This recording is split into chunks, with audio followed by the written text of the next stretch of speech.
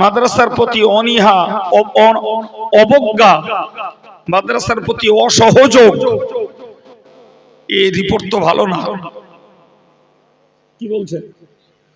আমার আগের কথাগুলো শোনার পরে বলুন, মাদ্রাসার প্রতি অনীহা, অবজ্ঞা, অসহযোগ, এই রিপোর্ট কি ভালো? আমি এই জন্য এক কথায় বলেছি, মাদ্রাসা বাঁচলে মসজিদ বাঁচবে, মসজিদ করে লাভ হবে। মাদ্রাসা যদি না বাঁচে, মসজিদ করে শুধু কনস্ট্রাকশন দেখানো হবে, বিল্ডিং দেখানো হবে, ভিতরে লোক ঢুকবে, নামাজের পরিবর্তে উঠবোস করবে। কথা বলছেন কেন? সে নিয়ত জানবে না, সূরা জানবে না, দোয়া জানবে না, তাসবিহ জানবে না, তাহলে কি দিয়ে নামাজ পড়বে? আর ওগুলো জানতে গেলেই তো মাদ্রাসার সহযোগিতা চাই। সম্মানিত ভাইরা আমার, সুতরাং আমার কথা সরাসরি যারা আমার সামনে থেকে শুনছেন, আমি তাদের কাছে আন্তরিকভাবে অনুরোধ করব, সে গ্রামের মাদ্রাসা হোক আর বাইরের মাদ্রাসা হোক, এক কথায় যেখানে আদর্শ মানুষ তৈরি করার চেষ্টা করা হয়, উপযুক্ত পঠন পাঠনের ভিতর দিয়ে একজন সুশিক্ষিত নাগরিক বানানোর চেষ্টা করা হয়, এর প্রতি প্রত্যেকটা ইমানদার মুসলমানের সার্বিক সহযোগিতা থাকা দরকার। সর্বোপরি বলবো, ওই ছাত্রটা বলেছিল, সে যখন বলেছে নিশ্চয়ই তার অর্থ ব্যাখ্যা বুঝে বলেছিল, কিন্তু সময়ের অভাবে কথাটা সে ব্যক্ত করতে পারেনি।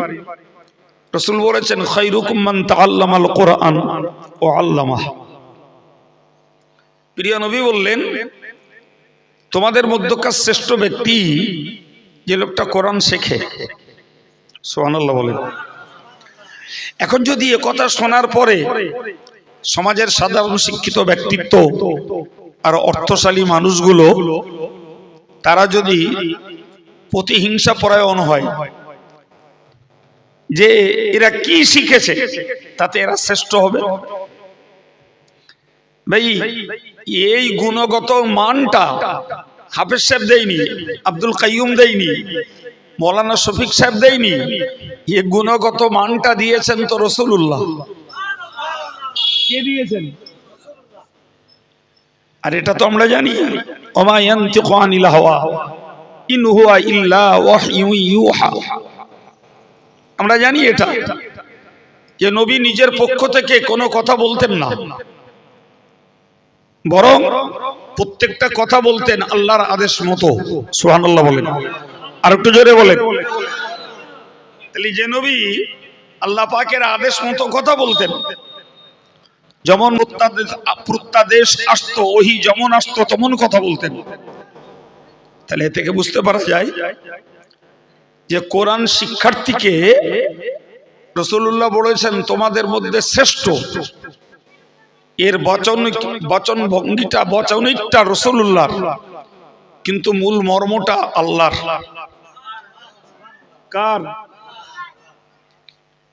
এই সূক্ষ্মতাটা বুঝতে হবে। সামনে থেকে আমাদের কাছে ব্যক্ত করেছেন তথা আমাদের পূর্বপুরুষ সাহাবায়ে কেরামদের কাছে ব্যক্ত করেছেন রাসূলুল্লাহ, কিন্তু ওই কথাটার মূল মর্ম তো আল্লাহর দেওয়া। এখানে আমাদের একটা ঘোর আর একটু ভেঙে নেওয়া উচিত। ভাই কোরআনকে আরবি পরিভাষায় বলা হয় ওহিয়ে মাতলু, যার বাংলা মানে হলো পাঠযোগ্য, আল্লাহ পাকের প্রত্যাদেশ, পাঠযোগ্য যেটাকে পড়তে হয়, এর নাম ওহিয়ে মাতলু, আর এটাই হলো আল কোরআন। আরেকটিকে বলা হয় ওহিয়ে গায়র মাতলু, অর্থাৎ যেটি পাঠযোগ্য নয় কিন্তু ওটাও আল্লাহ পাকের প্রত্যাদেশ, ওইটার নাম হলো হাদিস। কথা ক্লিয়ার হচ্ছে? তাহলে কোরআন এবং হাদিস দুটোই এর মর্ম বিষয় সব আল্লাহর দেওয়া। কার দেওয়া? সব আল্লাহর দেওয়া।